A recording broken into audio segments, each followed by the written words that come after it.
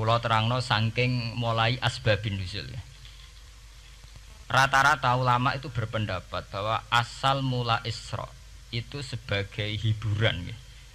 Hiburan dari Tuhan ya, Allah nyukani pelipur larang gini niku saat Nabi ngalami dua kesusahan ya.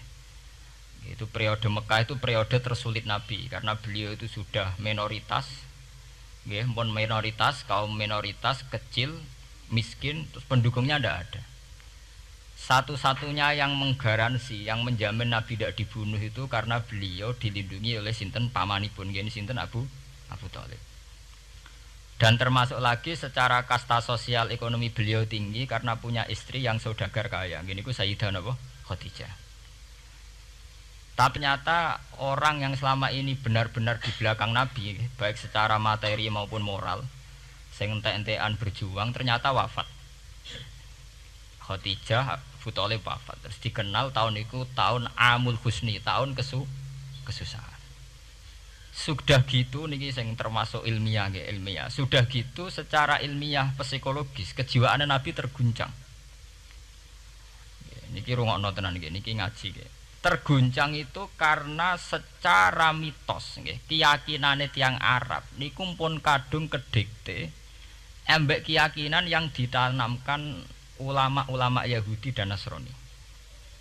Nggih, kula baleni malih nggih. Kafir Mekah itu orang-orang bodoh, orang-orang enggak terpelajar. Mereka itu punya satu mitos, satu keyakinan yang ditanamkan oleh tokoh-tokoh intelektual Yahudi maupun Nasrani.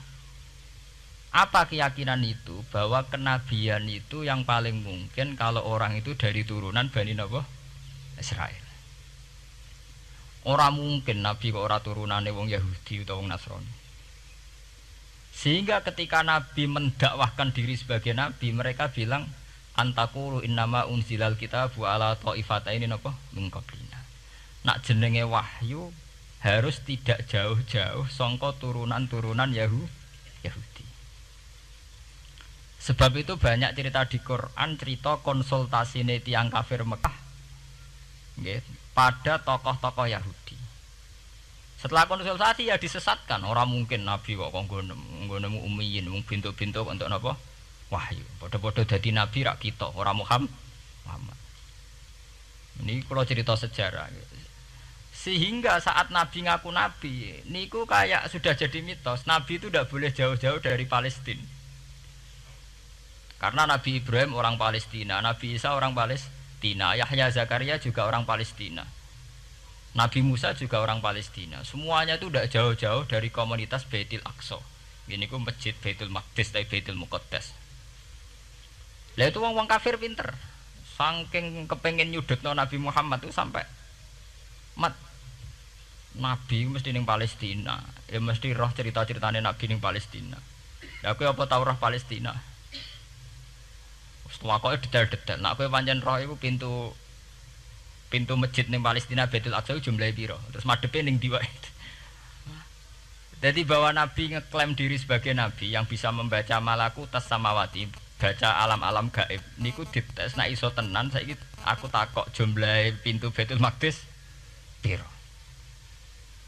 Nah, niki peringatan kangge santri-santri bahwa semua nabi itu di luar dites fisik. Artinya zaman Nabi sholat ning masjid kayak teletong unta terus disiksa Abu Jahal itu hanya ujian-ujian fisik. Tapi di luar itu sebetulnya Nabi juga mengalami ujian-ujian intelektual. Ya kayak cerita-cerita di hadis sahih, Nabi itu sering didatangi orang Yahudi ditanya, "Mat, saya punya 5 pertanyaan. Yang tahu itu hanya Nabi. Kalau kamu bisa jawab ya Nabi, kalau enggak ya tidak Nabi." Termasuk takokane, apa pertama yang dimakan ahli jannah saat masuk surga? Takokane aneh-aneh. Terus kenapa anak itu kok kadang mirip bapaknya, mirip ibunya? So, takok aneh-aneh. Dan itu berlanjut terus sampai Nabi di periode Madinah. Nah sebab itu Nabi itu secara intelektual itu diasah Tuhan lewat proses Isra, di mana Nabi saat itu secara fasih bisa menjawab jumlah pintu Masjid Aqsa sekian. Perilaku Nabi Musa begini, wajahnya Nabi Musa begini, wajahnya Nabi Ibrahim begini. Sampai di hati-hati sahih Nabi bisa menjelaskan detail. Nabi Musa itu rambutnya kayak ini, wajahnya kayak ini, ada mutiwal. Itu detail sekali Nabi.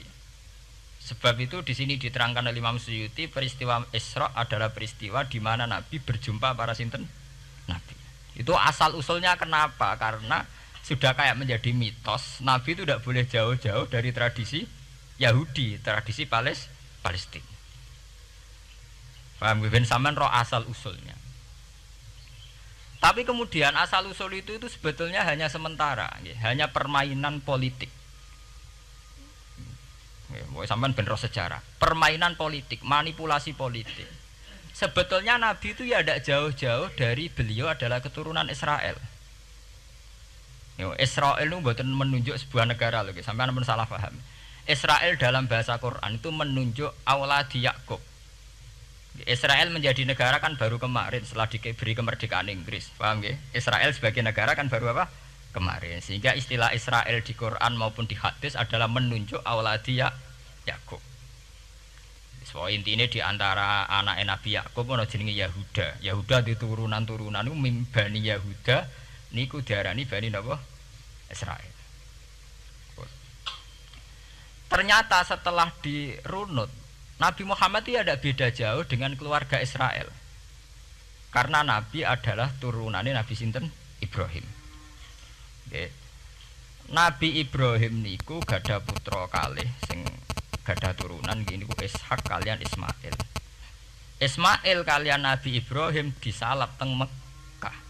Gini ku sing disebut Quran inni askantu min dzurriyyati biwatin ghairi dzar'in inda baitikal muharram. Terus saking Nabi Ismail nurun-nurun ngantos Sayyid Adnan. Ya, mulane nak teng berjanji disebut wa adnanu bila bin intadzabil ulumin nasabiyah ila dzabihi Ismail nisbatuhu wa muntama. Secara teori ilmu nasab Sayyid Adnan jelas-jelas wa adnanu bila bin intadzabil ulumin nasabiyah ila dzabihi Ismail nisbatuhu wa muntama. Tapi yang menjadi masalah, yaitu tadi saya sudah bilang, seakan-akan Nabi Muhammad itu orang yang benar-benar berbeda dari dinasti itu, dari keturunan itu. Karena orang Yahudi, orang kafir Mekah di kepentingan menggagalkan kenabian Muhammad, sehingga dilecehno Muhammad bin Abi Kabsah. Oh Muhammad yang cilik di rumah tukangan wedes. Jadi, gue nak seneng kiai kan. Inna akramakum indawi atqakum. Cek ben Karlan, cek Karmin pokoknya takwa ya kiai. Tapi nak lagi gedeng kiai iku kan. Anake Karlan kok kakean tingkah. Lah dhisik wong Mekah ya ngoten niku. Dadi nak muni Muhammad bin Abdullah bin Abdul Muthalib cek terhormat. Mereka adalah orang-orang bangsawan di seputarku Quraisy. Nabi itu kastane Quraisy. Jadi kalau Muhammad bin Abdullah bin Abdul Muthalib cek ketok terhormat. Wong kafir pinter nang istilahna ora Muhammad bin Abdullah. Muhammad bin Abi Kabsah. Mergo cilike Nabi tau dirumat cara kene ya Karlan ning penjara desa. Mulane Nabi tau angon wedhus, mergo tau de bapak angkat sing tukang napa? Wedhus. Wong Mekah pinter, dididik wong Yahudi. Kowe nek istilahna aja Muhammad bin Abdullah bin Abdul Muthalib, iku cek kekerenan, terlalu napa? Keren. Jadi Muhammad bin Ibnu Abi Kabsah. Jadi wong nak seneng Pak Harto kan Soeharto jenderal besar. Nek sing gedeng wong kemusuk kan terus repot. Terus nyebut desa asli ini asal sulit. Nak seneng bupati ya jadi bupati. Orang nomor 1 di Bojonegoro. Nak gedeng golekno asal usule. Sing ngoten mun sunatullah mulai riyen sampai kiamat ya. Sunatullah lihati kot kelas napa? Mengkobel. Walanta jadi sunnatil lain napa? Tabdila. Ya akan begitu. Nah sehingga peristiwa Isra itu satu peristiwa rohani ya. Selain peristiwa rohani nanti akan diwajibkan sholat, juga ada peristiwa intelektual, ada pengajaran intelektual bahwa semua nabi itu harus punya tradisi yang sama, punya karakter yang sama. Jika nabi dalam proses Isra itu dipertemukan dengan Nabi Ibrahim, Nabi Musa, nabi-nabi yang lain. Dan diskusi di situ juga ada diskusi-diskusi. Paham ya? Niki penting ya, penting kalau terangaken karena kalau tanpa tradisi yang berkelanjutan ya, sing disebut tenggene thariqah jenenge as-sanad al-mu'tabar, sanad sing mu'tabar utawi nak tenggene pondok-pondok kitab disebut sanad sing muttasil. Ini nanti semua tradisi kenabian akan melenceng. Kalau melenceng itu ngeri. Karena setiap orang mesti gada subjektivitas sendiri, punya versinya sendiri. Sehingga semua nabi harus model istilah politik itu punya platform yang sama, punya karakter yang sama, punya model yang apa? Sama. Nah, sebab itu secara intelektual Nabi Muhammad itu dikenalkan oleh karakter para nabi-nabi dulu. Nggak detail. Satu Quran 30 juz. Andai kan sampai hafal Quran. Sampai ngurunut sejarahnya coba. Kita ini kan kadung dibentuk. Artinya kita ini ya alhamdulillah sudah kadung kebentuk, tahu sejarah para nabi. Tapi asal usulnya kita tahu lewat kitab yang namanya Al-Qur'an. Supaya apa? Nabi Muhammad itu dibimbing bahwa Quran atau ajaran beliau benar-benar musaddiqal lima baina yadeh, benar-benar selaras dengan ajaran sebelumnya. Mulai ajaran yang bersifat samawi sampai hal-hal yang basariyah, yang menyangkut tabiah napa? Basariyah. Kalau contohnya ngeten, misalnya begini. Nabi Muhammad disejarahkan Nabi Ibrahim, beliau punya problem. Problem itu berupa punya bapak atau paman yang tidak Islam. Bahkan nak ning critane kiai-kiai desa jare Nabi Ibrahim cilike kon adol patung. Terus didol meniki patung ya ora manfaati ra mudarati mbok tuku ya karepem ora napa karepem. Mbok ono sanate mbok ora pokoke cerita iku populer. Disejarahkan begitu. Sehingga Nabi Muhammad tahu, oh ternyata yang punya problem ngadepi keluarga itu tidak saya tok. Dulu Nabi Ibrahim juga punya problem ngadepi keluarga. Aku tak lumayan terima paman, Pak Lek, Pak De, Abu Jahal sinten? Abu Lahab. Nabi Ibrahim malah bapak ya. Dah gitu. Setelah itu juga diceritakan tentang Nabi Nuh, Nabi Lut, seorang nabi besar yang punya nasib sial, yaitu istrinya pengkhianat. Mereka jadi kiai di bojo judes itu tidak masalah. Mulai dhisik terima kiai di bojo judes biasa. Ya itu tadi Nabi Nuh, Nabi Lut itu lebih ngeri ketimbang itu di bojo napa? Mboten kebenaran. Kita kan paling dicoba bojo judes, kan ringan banget. Paling banter mecano piring gelas itu murah banget. Begitu terus. Nabi Musa juga gitu. Diceritakan Nabi Musa, beliau adalah seorang sosok Bani Israel yang temperamental. Ya basariah sekali. Saking temperamentalnya ketika tukaran ya jotos. Mana nak kiai temperamental kadang jotosan ya ono sanate ya Nabi Musa ku nak tukaran ra cocok napa? Jotos. Fawakazahu Musa faqada alai. Artinya ya basariah sekali. Cerita ABG ini kubire nggih wonten saat beliau melarikan diri lala ketemu cewek loro. Ya ora wentise barang Nabi Musa, waduh mari maksiat ae terus kon. Wadek aja mlaku ning ngarepku. Nah kena angin aku roh sikile mari nafsu. Aku nabi kok nafsu barang kan ra pantes. Nah ngono kayak mlaku guriku. Ya basariah sekali itu sampai detail. Terus ketika itu terus disuaka politik oleh Nabi Syuaib. Sehingga menjadi tradisi bahwa semua nabi akan mengalami problem dengan kaumnya. Kemudian disuaka politik oleh komunitas yang berbeda, yaitu komunitas Syuaib itu di luar pemerintahan Fir'aun. Sama seperti yang dialami Nabi Muhammad, komunitas Mekah itu menyiksa Nabi, bahkan mengimbargo sinten Nabi. Semua aliran dana, aliran ekonomi, akses dana, akses makanan itu ditutup di Mekah. Sehingga Nabi sampai dahar dedaunan, fisik bil jibali napa Mekah. Tapi beliau diselamatkan oleh sahabat Ansor yang terpisah dari komunitas Ahlu Mekah. Itu mirip ceritanya Nabi Musa yang diselamatkan Nabi Syuaib yang terpisah total dari komunitas Fir'aun. Ini penting kalau ulang temriki sehingga karakter-karakter kenabian itu tidak rubah. Karakternya sama. Sehingga setelah kita mengenali karakter para nabi, kita mudah sekali mengenali nabi palsu. Paham ya? Mulane kalau nabi palsu paling seneng musodek, ketara palsune. Lah sing repot sing ora ketara, mergo jenenge Ahmad. Ahmad Muhammad tak mirip. Mulane nek kowe ndek jeneng supaya ora ngaku nabi jenengno Kartolo. Mergo nek Ahmad bin Gulam rak jenenge Ahmad. Ana terkenal nabi nek ora jenenge Muhammad utawa napa? Ahmad. Mulane Ahmad bin Gulam pas ngaku nabi pengaruhe gedhe mergo mirip. Mulane kula wingi takoki mahasiswa Jogja, Gus, cara jenengan jeneng Jawa mbek Arab apa iki? Nak trene akeh nabi palsu apik Jawa lah Kartolo. Karena secara kriteria kenabian ndak akan masuk. Nek anak jenenge Kartolo atau Karmin itu ndak akan masuk kriteria wong sing bakal dadi nabi. Lah anak jenenge Ahmad tak mirip-mirip nabi. Oh Ahmad Hulam bin Mirza wani ngaku nabi mergo jenenge Ahmad. Musaddiq ya mergo musaddiqal lima bena ya deh. Lah anak Kartolo, Karmen, Karlan agak ono. Mulane saiki sing jenenge Jawa kudu syukur. Akan terbebas dari mengaku napa? Nabi. Lho syukur kan gak akan salah. Di barokahe sampean jeneng Jawa, orang-orang ngaku napa? Nabi. Selamat. Kudu syukur. Paham ya? Ndak apa-apa, itu harus dinikmati. Ya itu tadi, karena Nabi itu punya karakter yang sama, punya tradisi yang sama, yang mirip-mirip. Itu kenapa Quran berkali-kali menceritakan sisi-sisi kenabian Nabi di luar Nabi Muhammad.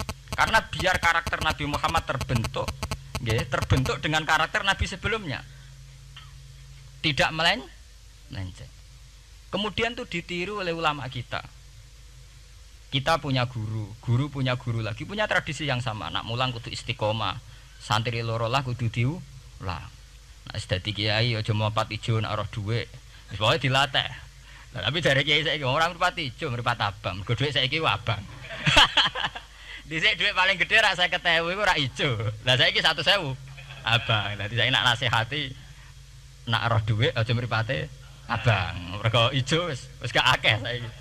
Paham napa? Kena akal-akalan ngoten njen repot. Tugare kula di santri dablek, nek di bojo aja moro tangan. Kula mboten moro tangan, kula saduk, moro sikil. Kena anekdot ngono rusak. Adu-adu ning bojone. Bojone loro, bareng bojone nguwap. Kowe jare rabi Pak ning jaba, bojom jare loro fitnah, Dik. Sing bener telu. Ayo kan repot. Ketemu cangkem elek rusak kabeh. Fitnah udik nak loro. Sing bener apa? Telu. Lah sakniki mun politik ngoten nggale saya sebagai pejabat tidak pernah mengkorupsi 1 sen pun uang rakyat. Wong edan tapi korupsi sak sen. Wong ra waras tapi korupsi napa? Sak sen. Ngono miliaran tok. Korupsi napa? Sak sen. Mesti ae. Geneman. Ayo, jadi zaman akhir itu kayak zaman dhisik, kayak Abu Nawas kabeh. Jadi apa-apa niku mun mboten karu-karuan. Mun ya. Wah itu permainan kata begitu niki kula penting kula terangaken nggih. Saya sebagai ahlul Quran, orang yang banyak baca Quran nggih. Itu kita akan tahu betul betapa parahnya nggih atau akibat negatifnya dari permainan kata itu. Dan itu dilegalkan Quran, disahkan Quran dalam beberapa ayat. Yaqulu apa yuriduna ayutfi'u nurallahi bi afwahihim. Orang-orang Yahudi, Nasrani, kafir Mekah itu ingin sekali membunuh Islam lewat permainan kata bi afwahihim. Yaitu tadi misalnya kalau Muhammad bin Abdullah bin Abdul Muthalib itu kelihatan keren karena masih Bani Quraisy. Tapi kalau diistilahkan Muhammad bin Abi Kabsah, wah Muhammad sing anake Karlan iku ora ummiyin. Baleke dadi wong alim terus diistilahno bapakmu sing cilike iku angon wedhus. Terus repot terus ajur kah? Kabeh. Itu bi afwahihim. Efektivitas bi afwahihim itu sampai tenggene Tarikhus Suyuti wonten keterangan wa min dzalika irtadda jam'un minas sahabah. Dari permainan kata yang ditanamkan orang Yahudi itu sampai banyak sahabat yang murtad. Istilahnya itu jam'un minas sahabah. Meskipun setelah murtad itu ya divonis tidak sahabat. Misalnya menyangkut nasa mansuh. Orang Yahudi pinter, du'afaul muslimin, orang-orang muslim yang imannya masih lemah. Delok le nabimu, wong kok pelin-pelane ngono. Dhisik Ka'bah madhep Baitul Maqdis. Iku wis bener iku, mergo kiblate Nabi Musa. Nabi-nabi dhisik kiblate Baitul Maqdis. Nah saiki gara-gara dekne kangen keluargane pancen dekne cah Mekah, saiki kangen Mekah. Terus kon manggon omahe buyut-buyute. Dadi saiki kiblat diadepno omahe buyute. Kangen-kangene dhewe dienggo urusan kiblat. Jadi pas Nabi itu masih di Medina. 16 bulan Nabi salate madhep Baitul Maqdis. Suatu saat tok wahyu falan waliyana kiblatan tarduha. Fawalli wajhaka satral Masjidil Haram. Sakniki kan madhep teng Mekah. Sajane ki normal saja. Artinya normal ya normal. Tapi orang Yahudi memanipulasi bahwa itu fakta bahwa Muhammad itu memimpin agama dengan cara tradisinya sendiri. Mergo dekne kangen keluargane ra iso muleh, terus salat madhep daerahe dhewe, nggo pelipur lar. Ya jare sahabat sing duwe afal muslimin diangen-angen ya iya. Dan ini kula peringatan tentang santri-santri ya. Sebab itu kalau sampean jadi kiai itu santri harus punya wawasan intelektual yang luas. Semenjak itu Quran mewahyukan secara nalar sejarah. Ya niku sing disebut ayat inna awwala baiti wudi'a lin-nasi lalladzi bi Bakkata mubaraka wa hudal lil alamin fihi ayatum bayyinatum maqamun apa Ibrahim. Akhirnya Nabi Muhammad nantang ning tokoh-tokoh Yahudi. Apa salahnya saya punya dua kiblat? Baitul Maqdis adalah kiblatul anbiya karena dulu Nabi Musa di situ, Nabi Isa di situ. Sekarang saya menghadap ke kiblat yang lain karena itu kiblatul Ibrahim dan dia lebih senior. Lebih apa? Senior. Sebelum ada Baitul Maqdis itu sudah ada Mekah. Mekah lebih senior, lebih tua. Terus disebut fihi ayatum bayyinatum maqamun apa? Ibrahim. Nabi Musa, Isa adalah periode setelah Ibrahim. Sebab itu akhirnya semenjak perdebatan itu orang Islam bangga. Makanya sampean kalau ngaji hadis-hadis sahabat itu bangga. Ana mimman shalla al qiblaten, nggih. Ana mimman shalla ilal qiblaten. Aku termasuk sahabat yang menangi dua kiblat. Mergo zaman madhep Baitul Maqdis ya kiblatul anbiya, madhep Mekah nggih kiblatul anbiya. Artinya apa? Perdebatan ini dimenangkan oleh Nabi Muhammad bukan karena mitos atau kultus atau taklid buta, tapi memang secara sejarah kiblat tertua adalah Mekah. Ini disebut inna awwala baiti wudi'a lin-nasi lalladzi napa bi Bakkata mubaraka wa hudalil alamin fihi ayatum bayyinatum maqamun apa Ibrahim. Artinya Quran tidak pakai teori mitos. Pokoknya Nabi ini saiki aku ya terserah aku, itu tidak begitu. Paham ya? Tapi diterangkan secara kesejarahan bahwa asal usul Mekah jadi kiblat itu rasional sekali. Bukan karena Nabi orang Mekah mboten, memang dulu-dulunya Nabi Ibrahim berkiblat di situ. Jika Quran jawab inna awwala baiti wudi'a lin-nasi lalladzi bi Bakkata mubaraka wa hudal lil alamin. Terus kula bolak-balik masalah Isra ya. Niku masalah-masalah yang selain pelipur lar itu ada petualangan intelektual, petualangan ilmiah di mana Nabi Muhammad diperkenalkan oleh Allah nggih, diperkenalkan watak para nabi, pilihan hidup para nabi, bahkan tradisi-tradisi para nabi. Sehingga mangke teng hadis sahih wonten keterangan saat Nabi nyancang atau menambatkan khimar atau buruk itu ya di batu yang dulu dipakai para nabi untuk nyancang nopo khimar. Jadi tradisi itu dimulai dari barang-barang sepele. Carane nyancang buruk nabi mirip sama dengan nabi-nabi yang apa dulu. Terus memulainya Mi'raj juga sama dengan nabi-nabi dulu. Bon niku sing secara ilmiah tarikhiyah. Sakniki sing menyangkut akidah firqah fil Islam. Nah niki kula terangno. Menurut ahli sunnah, orang yang mengingkari Isra itu kafir. Ya kafir karena dzukira fil Quran nggih. Isra itu dzukira fil Quran. Makanya tadi saya jarang sekali pakai bahasa Mi'raj. Ya, tapi nek teng Indonesia wis kadung menang ngrejep peristiwa Isra dan apa? Mi'raj. Pokoke bahasa kadung salah, kadung menangan ya menangan. Wis kadung istilah Isra dan apa? Mi'raj. Sebetulnya yang disepakati ulama itu hanya Isra. Artinya yang memungkiri Isra itu kafir karena dzikra fil Quran. Lah kemudian Mi'raj. Mi'raj menurut keyakinan Ahlussunnah itu terjadi. Setelah terjadi itu masalahnya biruhi wa jasadihi jami'an ma'an atau biruhi faqat. Nah, kemudian menjadi firqah-firqah yang macam-macam. Ada yang meyakini biruhi wa jasadi, ada yang meyakini biruhi napa? Faqat. Sampeyan kalau ngaji Al-Kawakibul Lama'ah karangannya Mbah Fadl atau kitab-kitab panduan ahli sunnah yang disahkan oleh NU.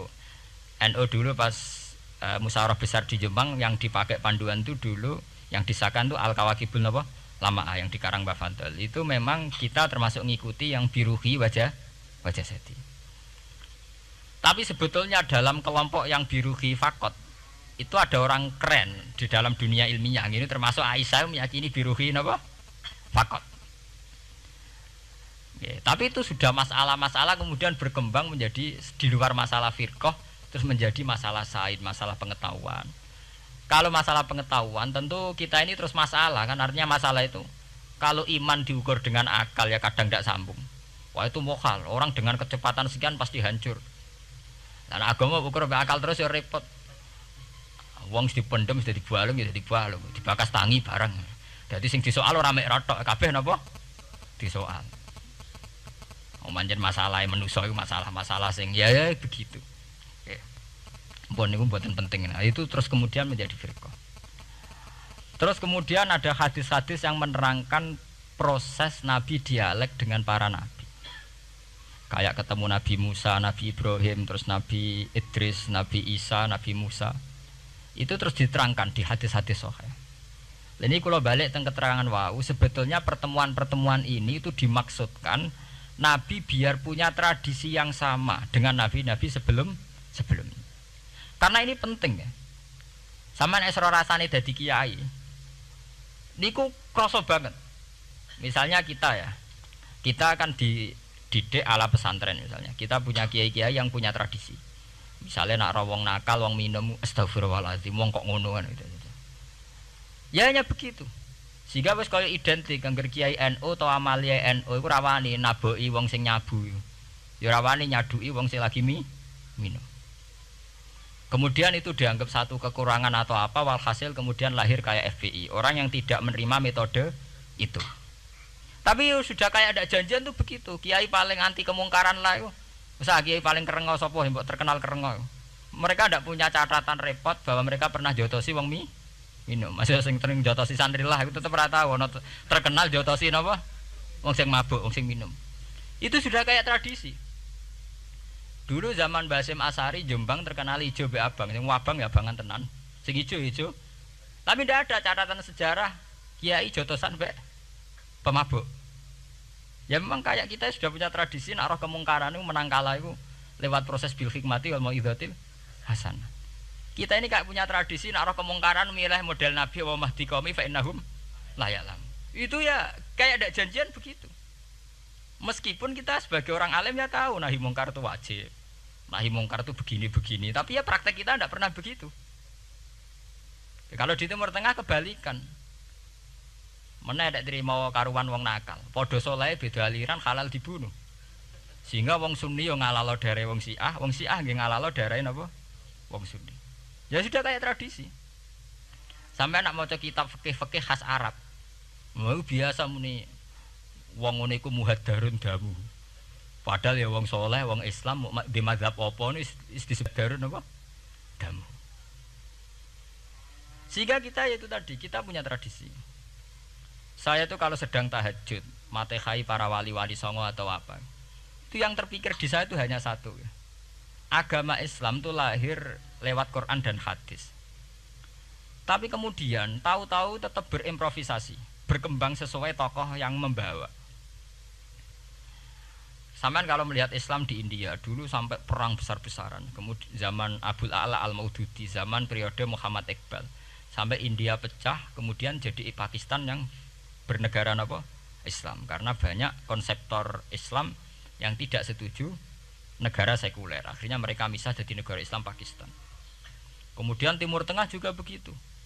Karena Timur Tengah sudah Islam semua, masalahnya itu diislamkan ala Sunni atau ala Syiah. Iran menjelma sebagai aliran Syiah. Yang Sunni dianggap sesat, halal darah. Irak zaman Saddam Hussein pemerintahan Sunni. Sing Syiah dibantai sehingga wong Kurdi do mati. Era Saddam keok gentenan Saddam sing di bantai. Makanya kalau saya ngaji di Jogja, seminar di Jogja bilang, kita ini harus bersyukur. Kita ini punya tradisi konflik yang terbaik di dunia. Enggak, kita ini punya tradisi konflik yang terbaik di dunia. Sampai nak Isra Ikhwanil Muslimin teng Mesir. Badan Intelijen Nasional atau Badan Stabilitas Nasional, Bakor Setanas itu harus terima kasih sama tradisi tokoh-tokoh Islam di Indonesia. Lepas dari kita setuju tidak setuju itu terserah, tapi kita punya tradisi konflik yang paling baik di dunia. Kurang bencinya Gus Dur sama FPI atau FPI sama Gus Dur, paling mereka ya adu statement di depan wartawan. Itu bagus sekali, cara neng Arab wis tembak-tembakan. Kita punya sejarah, secara pesantren saya itu punya sejarah panjang. Zaman Mbah Imam beda dengan Mbah Zubair, zaman Kiai Memun beda dengan Kiai yang lain. Paling adu statement saat ada tamu itu paling bagus. Kita punya tradisi konflik paling bagus di dunia. Kayak apa mangkalnya orang NU saat Gus Dur diimpis, dipecat. Tapi habis itu ya sering seminar ketemu Amin Rais. Ya mereka adu polemik, ini tidak konstitusional, ini apa. Gus Dur nggak jurus dekret. Sing sitok nggak jurus sidang istimewa. Nah, kurang serem sidang istimewa dilawan sidang luar biasa. Pokoknya agak istilah sing serem-serem. Tapi tidak saling bunuh loh, sampean harus syukur loh. Selama ini orang awam sering bilang, loh kiai kok tukaran. Sampean bandingkan di Timur Tengah, jenenge tukaran mesti tahdirudam. Para polisi, para badan intelijen, para yang menjaga stabilitas negara ini harus terima kasih sama tradisi tokoh-tokoh Indonesia. Yang namanya di Mesir, di Irak, di mana-mana jenenge tukaran mesti melibatkan pertumpahan darah. Saat Arab Saudi jadi Wahabi itu besar-besaran itu. Pembunuhan apa pengusiran orang-orang Sunni. Tapi di Indonesia enggak. Desi anarkis. Paling itu tadi adu polemik. MLB dilawan MLB itu masih keren sekali, tidak apa-apa. Itu lebih baik ketimbang adu jotos atau adu hizib lah. Itu masih bagus. Nenda ini sampean biar paham, biar syukur jadi bangsa Indonesia. Kita punya tradisi konflik yang baik. Sampean nek setelah peristiwa teng Irak, teng Sudan, teng Khartoum, teng Darfur, itu kan orang Islam semua. Gara-gara beda mazhab saling bunuh. Di Mesir ya gitu Ikhwanul Muslimin dengan pemerintah dan sebagainya. Hatta saya sebesar Sayyid Qutb sing tokoh populer mohon kabudute mboten jelas. Di Indonesia bagus sekali. Kita menangi zaman secara sejarah ya. Kita menangi bedanya dulu Ahmad Hasan dengan tokoh-tokoh NU. Kula nu menangi secara sejarah sering baca. Terus zaman anyar-anyarane NU asas tunggal bedanya Gus Dur dengan Kiai As'ad.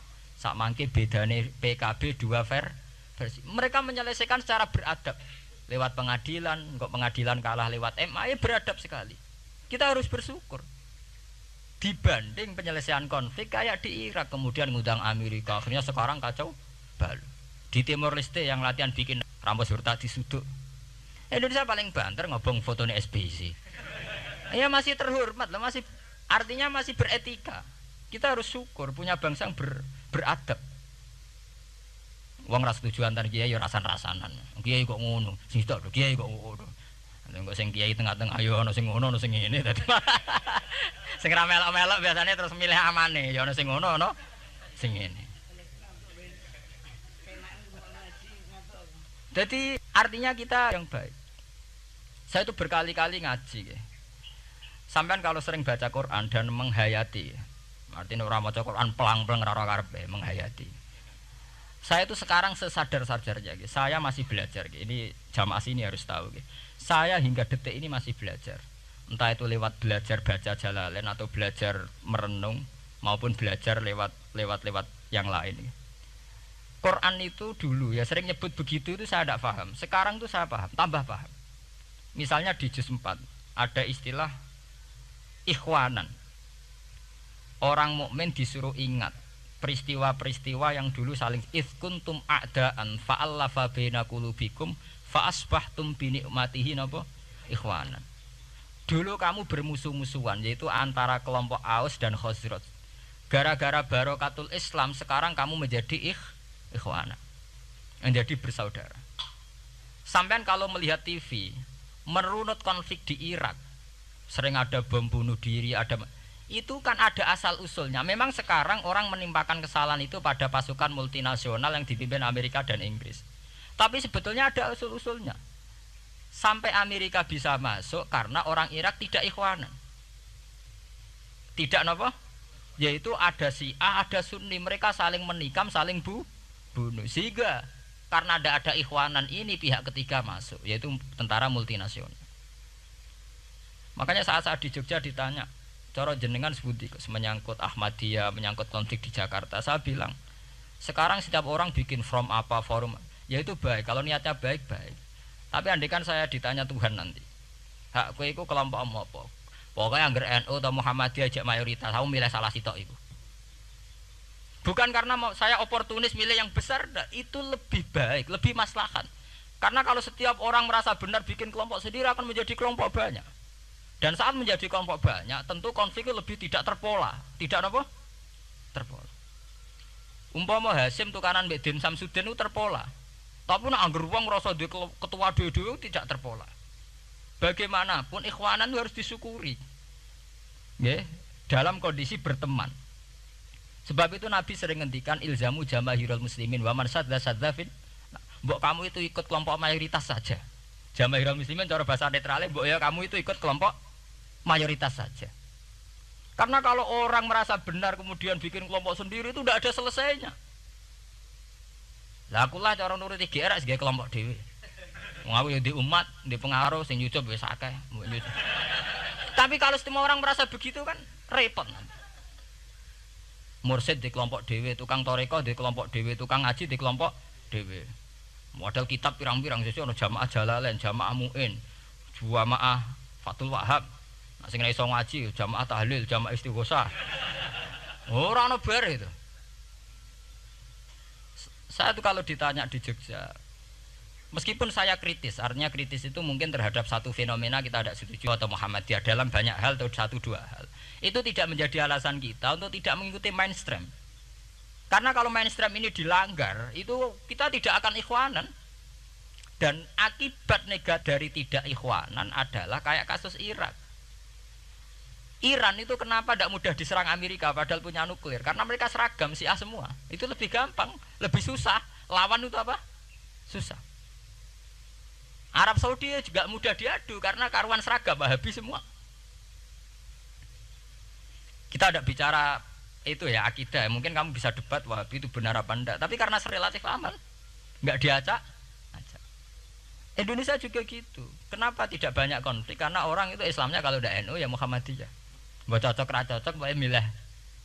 Itu lebih mudah ketimbang ada faksi-faksi baru kemudian stabilitas menjadi tambah kacau. Lalu kalau niku saya loh ya, saya pribadi menghimbau melihat ayat itu dihitung Tuhan sampai Allah ngendikan apa ifkuntum a'daan fa'allafa baina qulubikum fa asbahtum bi nikmatihi napa. Kekuatan sebuah negara itu bukan karena senjatanya canggih tapi karena rakyatnya tidak benci.